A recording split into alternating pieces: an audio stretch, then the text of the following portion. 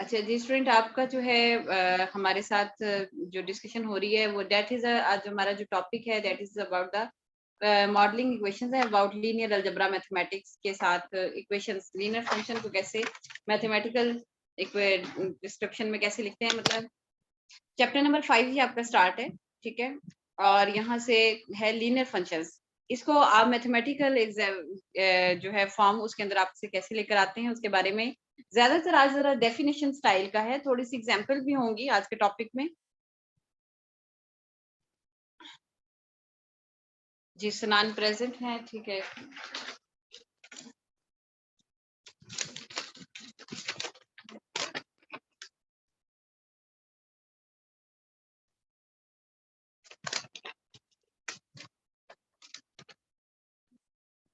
Okay, अच्छा। और अच्छा जी आगे हम डिस्कशन कर रहे हैं इसके बारे में।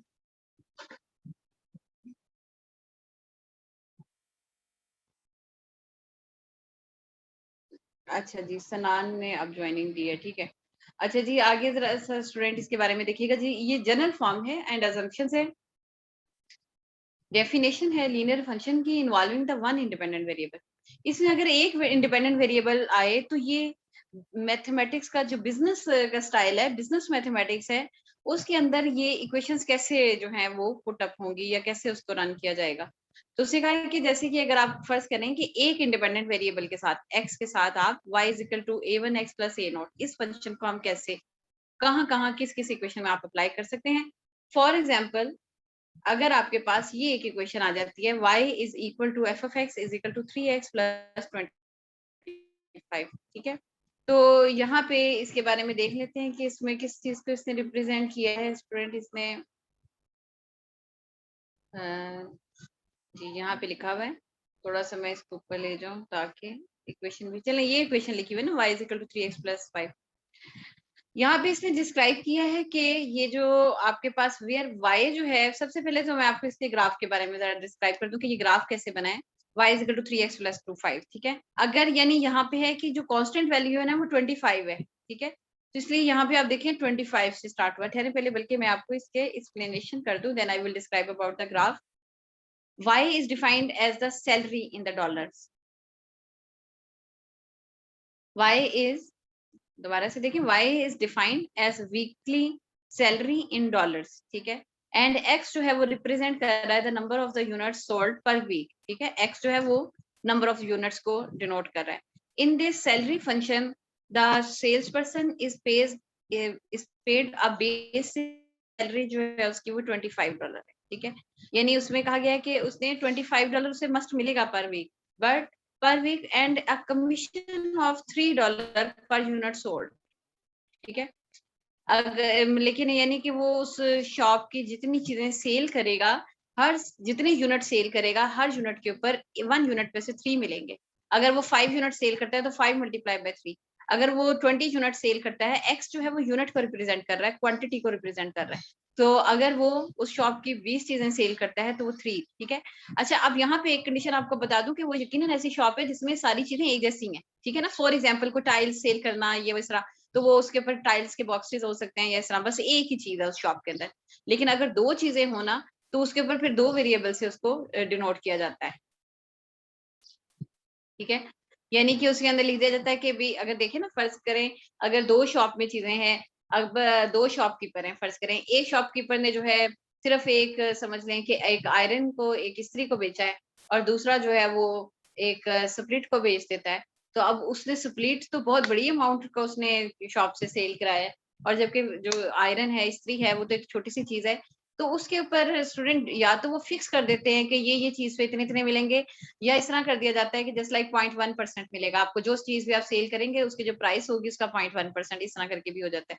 अदरवाइज वो फिक्स कर लेते हैं कि हमारी शॉप में 7 चीजें हैं, हर चीज के ऊपर डिफरेंट रुपीज के, अगर आप ये बड़े साइज वाली चीज को सेल करेंगे तो आपको $5 है, छोटे वाली साइज को करेंगे तो फिर आपको, जी हाँ आप दो नामों से आ रहे हैं स्टूडेंट। अच्छा चलें, अच्छा इसके अलावा जैसे कि यहाँ पे देखिए वहां उस शॉप के अंदर ना एक ही चीज सेल हो रही है।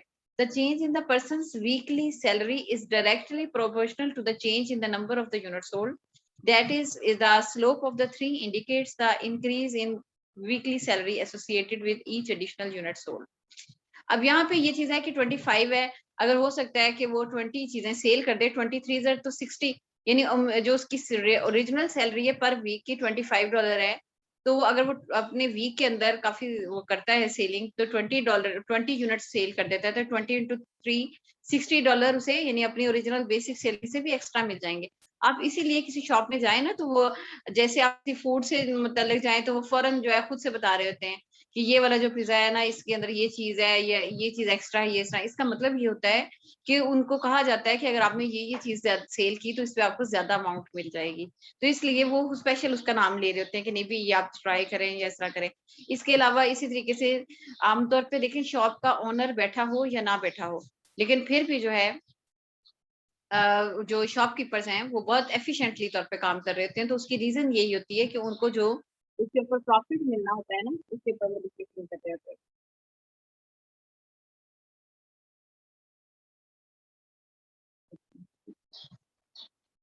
अच्छा, आगे आप देखें स्टूडेंट के,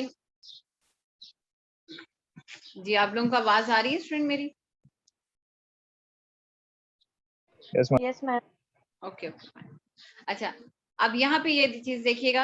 अच्छा, अब नेक्स्ट में आते हैं हम कि इसका ग्राफ, ठीक है। अब अगर फर्ज करें वो शख्स जो है वो बीमार रहा है, या उसके अंदर शॉप में कस्टमर नहीं ज्यादा आए, तो खैर बीमार भी हो, अटेंडेंस तो उसने लाजमी शॉप के अंदर बैठ के देनी है, लेकिन वो जरा एक्टिवली पार्टिसिपेंट्स को डील नहीं कर सका, या हो सकता है कि कोई ऐसा टाइम आ गया कि क्लाइंट ही नहीं आए, ठीक है। हो सकता है उसी शहर में कोई स्ट्राइक वगैरह हो गई हो, जस्ट लाइक एक लॉकडाउन की वजह से, या इस तरह से कोई ऐसी चीज हो गई हो कि शॉपकीपर जो है वो 0 चीज को सेल कर चुका हो, ठीक है। तो 3 into 0 जो है वो 0 हो गया, तो इसका मतलब है इसकी ओरिजिनल अमाउंट 25 उसे जरूर मिलेगी, ठीक है। इसके अलावा इंक्रीज करते जाएं, यानी जैसे एक्स में 5 आप ऐड कर दें, तो इसका मतलब है ये देखें थोड़ा ग्राफ ऊपर जाएगा।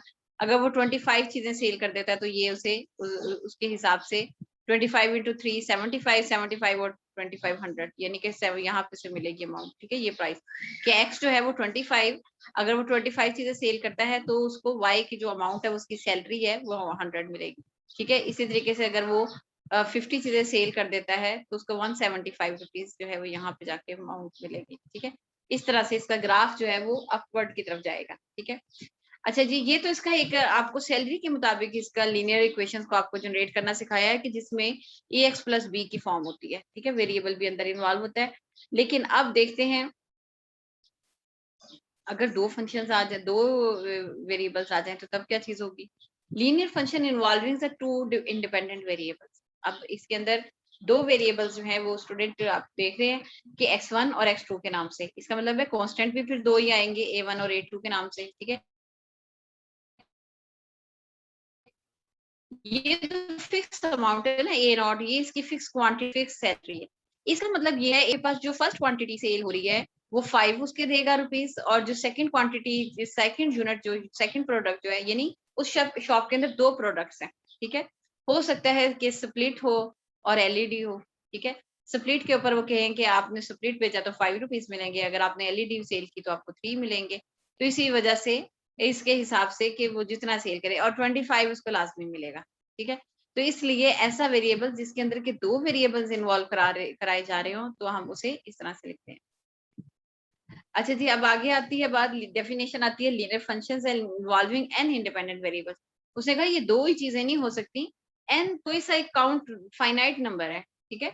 उतनी मतलब हो सकता है शॉप के अंदर उसने स्टेशनरी की चीजें भी रख दी हो, साथ ही उसने कुछ ड्रेसेस लटका दिए हो कि वो भी, तो वो नंबर ऑफ आइटम्स के ऊपर है कि वो कितनी आइटम्स उस शॉप के अंदर हैं, तो वो फिर उसको अंदर एन को रिप्रेजेंट कर रहा है कि इतनी चीजें हो, तो उतने ही वेरिएबल ऐड होते जाएंगे, ठीक है। तो उसके लिए ये जो लीनियर फंक्शन है ये इन्वॉल्व हो जाता है y is equal to f of x1 x2 and so on xn, so y is equal to a1 x1 plus a2 x2 plus up to so on an xn plus a naught, ठीक है। और where a naught a1 and so on an are non zero constant and a naught जो है वो एक आपके पास एक constant है, ठीक है। अच्छा, अब आ जाती है बात लीनियर कॉस्ट फंक्शन, ठीक है। अभी तक जो y is equal to a plus bx था ना, उसे मैंने इसमें आपको डिनोट करके दिखाया था, ये इसके ऊपर कैसे कहते हैं, सैलरी के ऊपर हमने इस फंक्शन को डिस्क्राइब करके दिखाया था।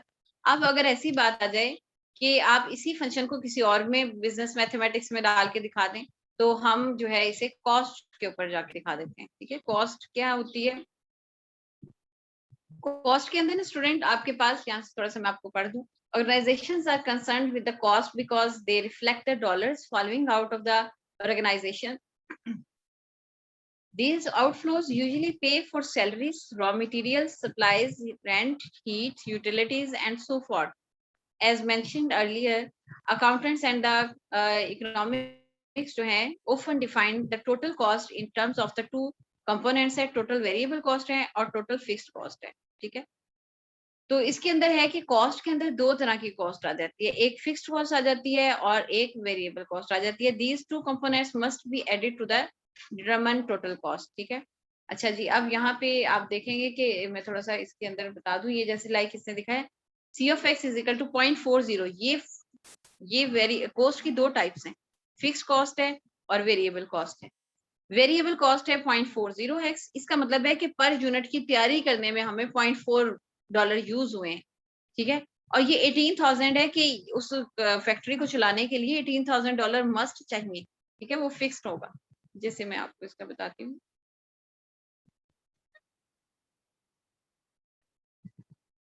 अच्छा जी, जैसे कि स्टूडेंट यहाँ पे जनरली तौर पे मैं अभी एग्जांपल कराती हूँ, लेकिन उससे पहले जनरली तौर पे,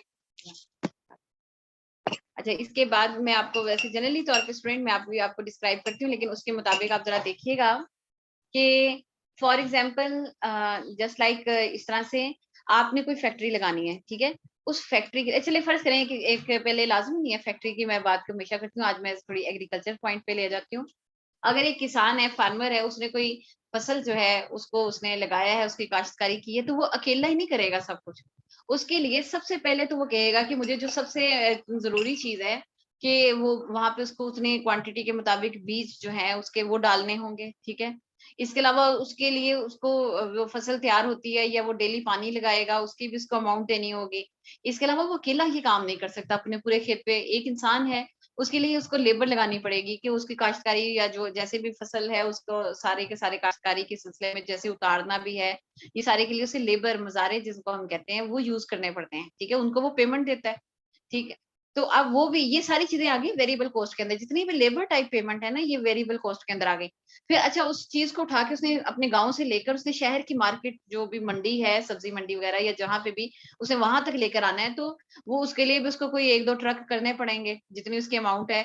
अगर फॉर एग्जाम्पल शुगर केन है, कोई गन्ना टाइप है, तो उसके तो गन्ने के लिए तो ये चीज है ना कि आपको क्वांटिटी ज्यादा चीज लेकर जानी पड़ रही होती है। जैसे आमतौर पे आप देखें कि जैसे अगर एक बाइसाइकिल्स हैं, वो तो एक छोटे वाले साइज का जो होता है ट्रक वगैरह उसके ऊपर भी आ जाती हैं, जिसका नाम पता नहीं क्या, शहरोज मुजदा इस तरह के नेम्स होते हैं। यानी कि थोड़ा वो पिकअप कैरी टाइप डब्बा होता है, उसी के अंदर 6-7 वो मोटरसाइकिल्स डाल के तो वो एक जगह से दूसरी जगह, उनकी अमाउंट ज्यादा है। अब आप देखें, आप रेत को देखें, रेत जो सैंड है उसके लिए वो देखें उसे 2-2 ट्रक भर कर जो है वो उनको लेकर जाने पड़ते हैं। तो यानी कि आमतौर पे अक्सर चीजों की क्वांटिटी बहुत ज्यादा होती है लेकिन उनकी वैल्यू या प्राइस उतनी ज्यादा नहीं होती। ठीक है, या जैसे कि आप देख रहे हैं कॉटन है लेकर जानी है, तो वो उसके लिए उस ट्रक को इतना बड़ा भर के लेकर जाया जा रहा होता है। और अगर एक गाड़ी लेकर जानी हो तो आप आमतौर पे देखें कि कुछ ऐसे ट्रक्स हैं जिसके अंदर 3-3 करके गाड़ियां एक ही ट्रक के अंदर जा रही होती हैं। ठीक है, उनको पेमेंट बहुत ज्यादा मिलनी है उन गाड़ियों की। ठीक है, उसके ऊपर वो जो रेंट दे रहे हैं वो इतना ज्यादा नहीं है, लेकिन ये डिपेंड करता है चीजों के ऊपर कि उसके ऊपर कितना कर रहा है। ठीक है, अच्छा तो ये रेंट भी जो है वेरिएबल कॉस्ट के ऊपर है। ठीक है, लेबर भी वेरिएबल कॉस्ट के ऊपर है। सिर्फ फिक्स कॉस्ट जो है वो लैंड है। ठीक है, जो उसको जितने एकड़ जमीन चाहिए, चाहे वो उसका रेंट दे रहा है। ठीक है, अक्सर होते हैं ना ठेके पे जिस तरह कहते हैं चीज को ले लेना, या अदरवाइज अगर अपनी जमीन है तो वो भी चीज है, लेकिन वो जो चीज है वो उसका जो है वो फिक्स कॉस्ट कहलाएगी। ठीक है, इसी तरीके से ये चीजें आ जाती हैं वेरिएबल कॉस्ट के अंदर आ जाती हैं। ठीक है, अगर मैं आपको इसको एक्सप्लेन जो है ना जरा एक एग्जांपल के जरिए कराती हूँ। अच्छा अब यहाँ पे देखें, अगर फर्ज करें कि बिजनेस में लॉस हो जाता है उसे, मतलब कोई उसके खेत में आग लग जाती है या कोई बारिश ज्यादा आई है, तो उसकी फसल जो है वो अभी कच्ची है, तो बारिश ज्यादा की वजह से सैलाब टाइप स्टाइल की बारिश आ गई है तो वो सारी खराब हो गई है। तो इस सारी सिचुएशन में उसको सबसे ज्यादा जो लाजमी तौर पर खर्चा पे करना है वो लैंड का करना है। ठीक है, मतलब ठीक है वो लेबर भी नहीं लगाएगा, वो और चीजों के खर्चात या उसको शिपिंग का या यानी ट्रैवलिंग का खर्चा भी उसका बच गया, सारे खर्चे माइनस हो जाएंगे। लेकिन एक तो वो जो उसने बीज डाले हैं वो खर्चा उसका फिक्स्ड हो गया, और दूसरा उसका जो उसने क्या से कहते हैं कि जमीन जो है उसका खर्चा, जो उसकी पेमेंट है ठेके की, वो उसको लाजमी देनी होगी। तो ये फिक्स कॉस्ट जो है ये असल में उसका लॉस होता है। ठीक है, तो इसलिए अक्सर कह रहे थे नहीं मेरा बिजनेस जो है वो लॉस में चला गया, तो ये इस सिचुएशन की वजह से। अच्छा जी, अब इसके ऊपर आते हैं, इस एक एग्जांपल को देखते हैं। A firm which produces a single product is interested in determine the function that expresses the annual total cost y as a function of the number of the units product x। ठीक है, अगर इसके अलावा indicate that the fixed expenditure, देखें हमेशा constant या fixed expenditure आए तो आप समझ जाइएगा कि ये फिक्स्ड कॉस्ट की बात कर रहा है। ठीक है, वो 50,000 है उसकी। They also have estimated that the raw material जो है cost for each unit produced are $5.50। ठीक है, यानी हर जो यूनिट है ना उसके ऊपर जो रॉ मटेरियल लग रहा है, ठीक है, जो ओरिजिनल शेप लग रही है ना उसकी, ठीक है, यानी कि अगर फॉर एग्जांपल आप समझ लें कि उस चीज के लिए कोई टेबल बनाना है तो उसके लिए जैसे लकड़ी जो है वो लेकर आनी पड़ेगी।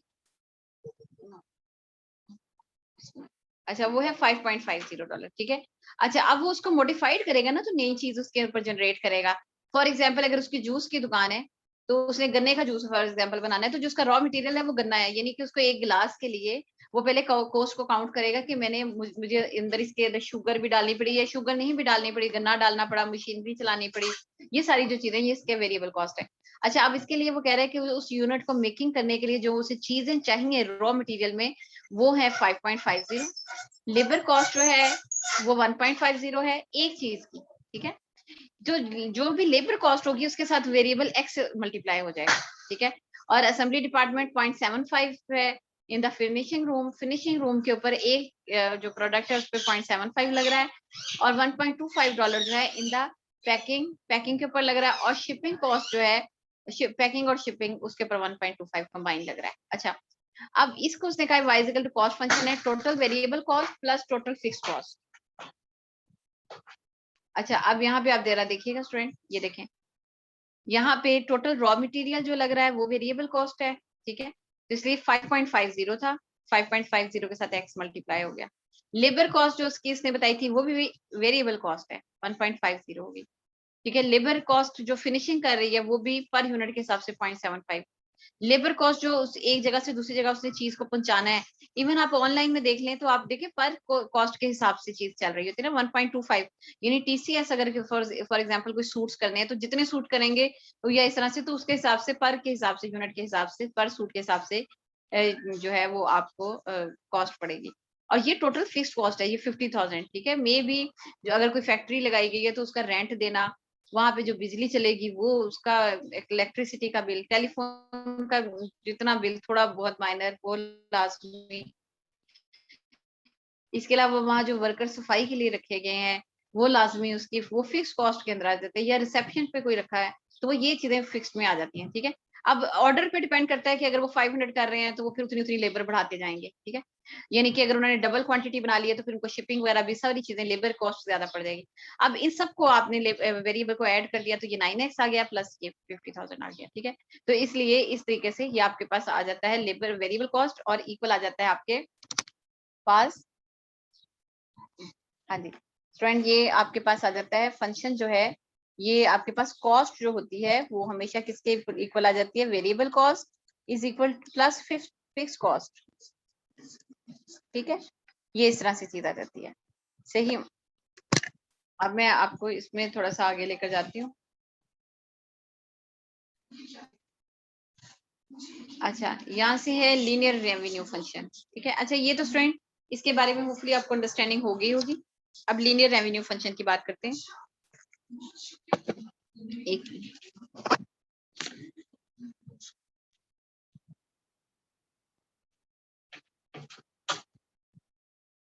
अच्छा जी, अब हम बात करते हैं about the topic of the linear function है, उसके ऊपर हम बात करते हैं। लीनियर फंक्शन के अंदर सबसे पहले आ जाती है बात टोटल रेवेन्यू की। ठीक है, तो इसके लिए ये मतलब y इक्वल टू ax इस टाइप की इक्वेशन जस्ट लाइक आ जाती है, तो इसको टोटल रेवेन्यू से हम डिनोट करेंगे स्टूडेंट। अच्छा, टोटल रेवेन्यू होता क्या है student? Price multiply by quantity of the salt quantity, ठीक है। टोटल रेवेन्यू असल में ऐसा प्रॉफिट होता है। मैं थोड़ा सा अगर नीचे अगर इसके कोई वैल्यूज हो तो मैं उसके साथ आपको बता देती हूँ, नहीं बल्कि यहाँ पे यहीं पे चले एक्सप्लेन कर देती हूँ, थोड़ा सा मैं एक्सप्लेन यहाँ पे कर देती हूँ। हाँ जी, टोटल रेवेन्यू जो है ना स्टूडेंट, मैं यहाँ पे लिखती हूँ कि आपने उसकी कितनी चीजें बेची, ठीक है। टोटल आपने बेची, मतलब मेरे में भी मैंने कहा कि मुझे सारी लोगों से चीजें सेल करके $500 मिला, ठीक है। अब इसके अंदर दो चीजें हैं, एक तो मेरा प्रॉफिट भी इसी के अंदर है और मेरी उस चीज को बनाने की कॉस्ट भी उसके अंदर ही है, ठीक है ना। अक्सर कहते हैं ना लोग, आज हमारी देखें थी 50 लाख की सेल, असल में वो ये नहीं बताते कि अंदर उनका 40 लाख तो अपना लग गया था, ठीक है। तो 10 लाख प्रॉफिट था, यानी हो सकता है उस चीज की कॉस्ट में मुझे 400 लग गए हो, फिर 100 रुपीज मेरा प्रॉफिट हो, ठीक है, $500 में। तो ये चीज आपकी टोटल रेवेन्यू के अंदर आपकी उस चीज की कॉस्ट भी इन्वॉल्व होती है और उस चीज का प्रॉफिट भी इन्वॉल्व होता है, ठीक है। इसीलिए ये चीज है कि अगर आपको मैंने कहा कि प्रॉफिट निकालें, तो प्रॉफिट क्या चीज होती है कि जो लोगों से मिली है चीज, मुझे मैंने किसी को सेल की है, उसने जो मुझे पैसे दिए हैं उसको टोटल रेवेन्यू कहेंगे। वो टोटल रेवेन्यू माइनस कर देंगे हम उसमें कॉस्ट, जो मेरा खर्चा हुआ है, ठीक है। यानी लोगों से मुझे 500 मिला है, मैंने उसमें माइनस किया कि मेरे अपने अखराजात जो है वो इसमें 350 के लगे थे, तो इसका मतलब है कि मेरा जो प्रॉफिट है दैट इज इक्वल टू 150, ठीक है। आप इसे इस तरह से भी लिख सकते हैं आमतौर पर, P is equal to profit is equal to revenue minus cost, ठीक है, इस तरह करके भी अभी आप देखिएगा कि इस तरह से लिखी होगी। अच्छा जी, यहाँ से जरा देखें, टोटल रेवेन्यू है ये, चले उसने सम कर दिया इस तरह से। यहाँ पे जरा देखिएगा, ये एक एग्जांपल है, इसे आप लोगों ने अच्छे तरीके से पढ़ लेना है। ये रेवेन्यू इज इक्वल टू है ना कि प्राइस है, और ये क्वांटिटी जो सोल्ड है उसको उसने डी से डिनोट कर दिया, ठीक है ना। और जो इस तरह से चले, खैर अब मैं इसके ऊपर लीनियर फंक्शन पे यहाँ पे देखिएगा लीनियर प्रॉफिट फंक्शन, प्रॉफिट के अंदर total revenue minus total cost, ठीक है। टोटल कॉस्ट के अंदर टोटल वेरिएबल और टोटल फिक्स कॉस्ट होते हैं, उसका जो भी आंसर होगा। अब यहाँ पे उसने कहा है कि P of x is equal to revenue को आर से और कॉस्ट को सी से डिनोट कर दिया, ठीक है। अच्छा, अब इसके बाद इसी वाली एक एग्जांपल इससे रिलेटेड हम कर लेते हैं। A firm sells a single product of $65 per unit, ठीक है। अगर एक फर्म है उसने सेल किया है, एक सिंगल प्रोडक्ट को सेल किया है और उसके ऊपर उस एक प्रोडक्ट के, ठीक है ना, यानी फर्म जो होती है उसके अंदर एक ही चीज तो नहीं है, मे बी वो टॉयज बनाने की कोई चीज है, कोई फर्म है, ठीक है। मैं डिफरेंट तरह की चीजें लगा के आपको दिखाती हूँ ताकि आप जरा इसको एप्लीकेशन मोड में जरा देखें। फॉर एग्जाम्पल वहां पे ये बच्चों की गाड़ियां जो है वो बनती हैं, तो उसमें एक जो है वो $65 की है, ठीक है। तो वेरिएबल कॉस्ट जो है पर यूनिट, एक यूनिट के ऊपर एक गाड़ी को बनाने पे $20 आ रहा है फॉर मटेरियल, एंड 27.50 जो है वो उसका लेबर लग रही है, ठीक है ना। मतलब उसने जारी बात, उसने उसके अंदर कुछ लगाने के लिए उसे कुछ बैटरीज चाहिए, कुछ कोई प्लास्टिक या लोहा जो भी चीज चाहिए उसको बनाने के लिए, या कोई जो भी चीज है, ठीक है, वो चीजें लगानी, फिर उसको बनाने वाला जो है वो लेबर जो है वो एक यूनिट का बनाने का 27.50 लेगा, ठीक है। आमतौर पे फंड्स तो मशहूर होती हैं, लेकिन जो उसके अंदर वर्कर्स होते हैं ना उनकी इतनी वैल्यू नहीं बाहर की सोसाइटी में होती। आमतौर पे फर्म के ऑनर की बड़ी वैल्यू होती है, लेकिन इनफैक्ट जो असल कारीगर है वो तो वो लेबर होता है ना, जो लेबर है जिसने ये काम किया है उसको अपने, आमतौर पे मैंने अक्सर जो है डिफरेंस बिटवीन द मजदूर एंड कारीगर, किसी को पता है मजदूर और कारीगर का क्या डिफरेंस होता है? मैम, मजदूर तो वो होता है जो काम कर रहा होता है, कारीगर वो जो हुनर को जानता है, किसी चीज का सोल्यूशन निकालता है। हाँ जी जी स्टूडेंट, इस तरह ही कह लें आप, यानी कि आप जैसे एक मकान बनाना है ना, जो उसमें ठेकेदार होता है वो कारीगर कहलाता है, वो वर्कर से काम ले रहा होता है कि ये सीमेंट लगाएगा या ये चीज करेगा, यानी कि ऐसा बंदा जिसको समझ नहीं है और वो लगा हुआ है कि अच्छा ठीक है मुझे ये काम कह दिया गया है कि मैंने यहाँ पे ईंटें रखनी है, मैंने यहाँ पे ये रखना है, वो फिक्स कर रहा है, उसको पता नहीं है। लेकिन जिसको पूरी डिजाइनिंग का पता हो वो चीज कारीगर वो कहलाता है, यानी कि जिसको पूरा अपना हुनर पूरा अच्छी तरीके से आता हो, ठीक है। बस उसके पास अमाउंट ना होने की वजह से वो किसी फैक्ट्री के अंदर लगा हो कि ठीक है आप मुझे इसकी इतनी पेमेंट दे दें, ठीक है, क्योंकि वो चीजें नहीं खरीद सकता, उनको बनाकर उसके पास इतनी अमाउंट नहीं है कि वो काफी ज्यादा चीजें वो बना सके, इसलिए वो फैक्ट्री के फर्म के ओनर के साथ डिस्कशन कर लेता है कि ठीक है मैं आपको चीजें बना दूंगा, मेरे पास अमाउंट उसको खरीदने की नहीं है, तो फिर आप मुझे उन बनाने के जो पैसे हैं वो दे दें, ठीक है। अच्छा जी, अब आगे देखिएगा जरा स्टूडेंट के और ये बड़ा मैंने अक्सर नोट किया, ये बहुत माइंड करता है जो कारीगर होता है, अगर उसको जरा सा आप लेबर कह दें, मजदूर कह दें, तो वो बहुत ज्यादा माइंड करते हैं उस बात को, ठीक है। अच्छा जी, एनुअल फिक्स कॉस्ट जो है वो स्टूडेंट 1 लाख है, ठीक है। अब यहाँ पे जरा दोबारा से देखिएगा, फर्म जो है वो उसने $1 जो है दोबारा से देखें, अब firm sells a single product जो है वो $65 की है, ठीक है। इसका मतलब है $65 की एक चीज बनाकर वो मार्केट में सेल कर रहा है, तो वो उसका टोटल रेवेन्यू है, ठीक है ना। इसके अंदर ही इसकी कॉस्ट भी है और उसका प्रॉफिट भी है। अब वो नीचे डिस्क्राइब करेगा कि कहाँ पे कैसे कैसे कॉस्ट है, ठीक है। ये इसका टोटल रेवेन्यू है, यानी उसने एक चीज $65 की $65 की बनाई है, उसे वो सेल कर रहा है, और वेरिएबल कॉस्ट जो इसके अंदर है वो $20 है, और इसके अलावा $27.50 है, ठीक है।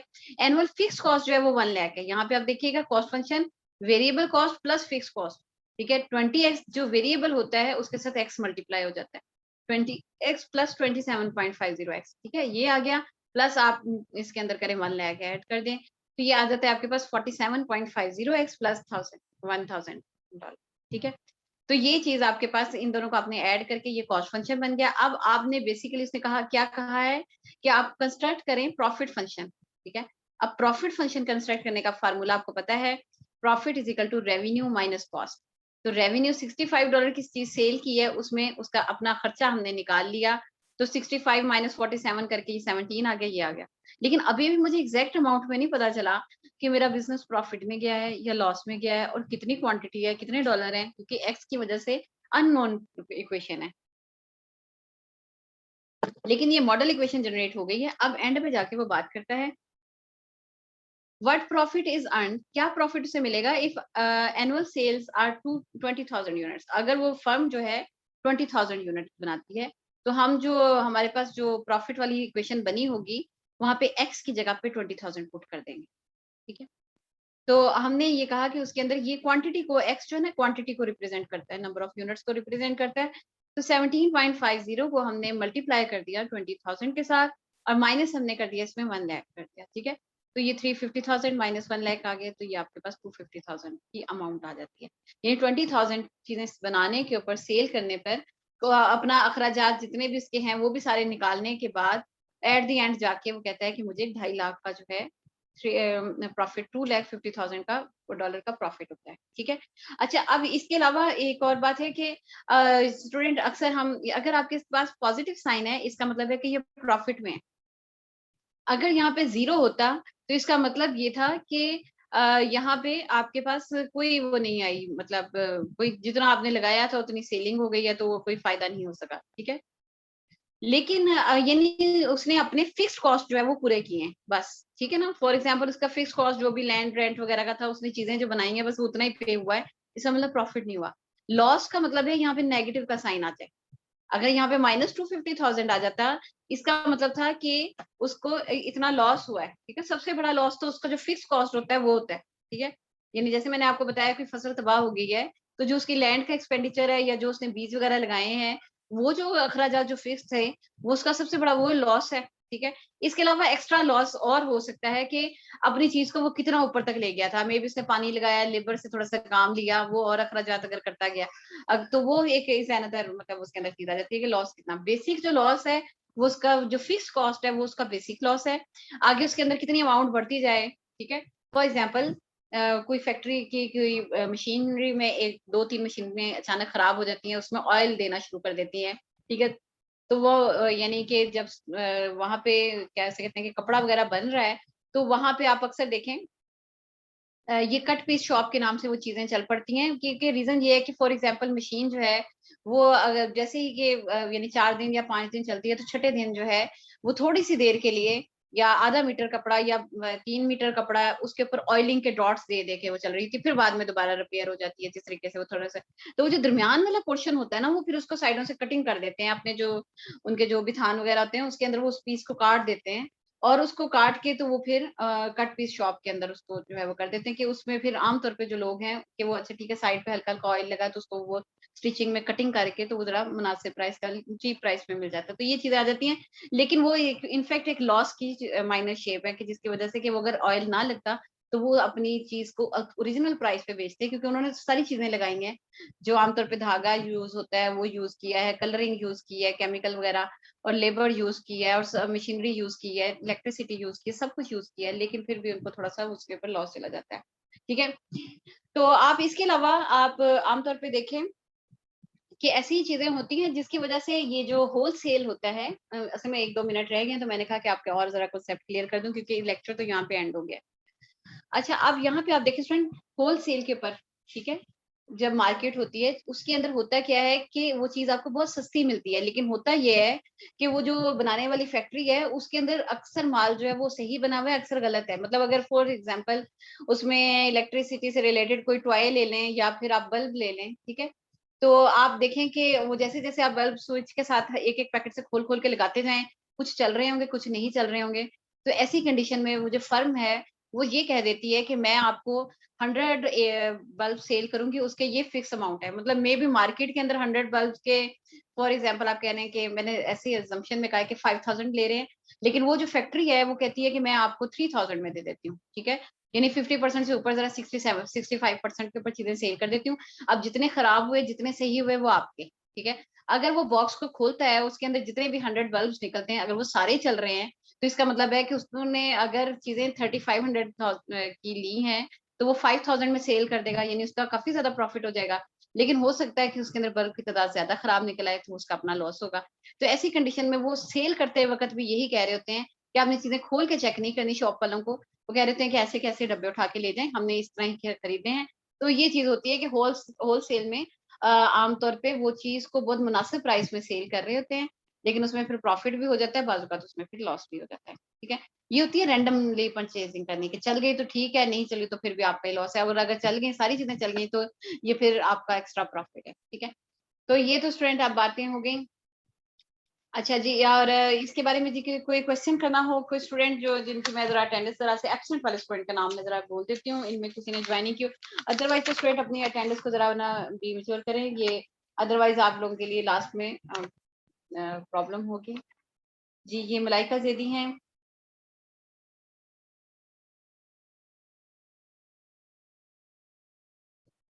जी, मलाइका ज़ैदी। अच्छा स्टूडेंट, अटेंडेंस में थोड़ा सा वो रहा करें, ठीक है। मैं सबसे पहले तो ये है मलाइका ज़ैदी का नाम लिख लूं, लेकिन आप लोगों को मैं ना अटेंडेंस अपना ये चीज इसके मामले में थोड़ी सी मैं चाहती हूँ कि टाइम पे आए स्टूडेंट। एक तो जिया मेरा ख्याल है प्रेजेंट हुए हैं अभी, और एक यस समराइज हार मैम। है, समराइज हार प्रेजेंट है, सुंबल मजीद भी प्रेजेंट है, और अरसलान खान प्रेजेंट है। अरसलान खान, सीरत ज़ारा। मैम हमारी क्लास में नहीं है ये दोनों। नहीं नहीं स्टूडेंट, ये आपकी क्लास में है, लेकिन वो मसला ये है कि हाँ जी ठीक है ठीक है, मोहम्मद अरसलान खान ठीक है, दूसरी क्लास का स्टूडेंट है, ठीक है, लेकिन उसकी अटेंडेंस यहाँ पे भी लगती है। अच्छा, सीरत जो है ये सीनियर है आपसे। शाजिल, जी शाजिल, आप शाजिल की अटेंडेंस ठहरे मैं जरा चेक कर लेती हूँ जी स्टूडेंट।